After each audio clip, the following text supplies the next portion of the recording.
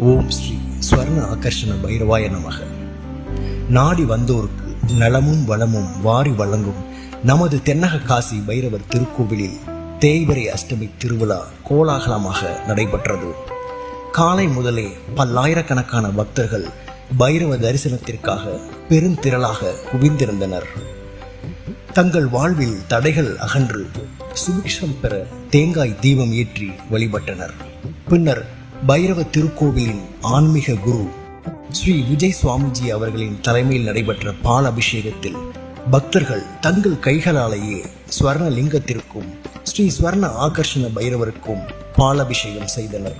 தேய்பிறை அஷ்டமி திதியில் பைரவருக்கு பாலபிஷேகம் செய்வதால் தாங்கள் எண்ணிய காரியம் ஈடேறும், இல்லத்தில் சுப நிகழ்ச்சிகள் நடைபெறும் என்பது ஐதீகம்.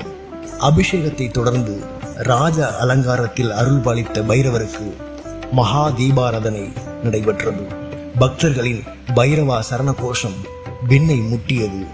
பக்தர்களுக்கு காலை முதலே தொடர்ந்து அன்னதானம் வழங்கப்பட்டது. வாழ்க்கை பசுமையாகட்டும், வாழ்வில் மகிழ்ச்சி பொங்கட்டும், வாழ்வில் எல்லா வளங்களும் நலங்களும் பெற நாமும் பைரவரின் பாதத்தை சரணடைவோம்.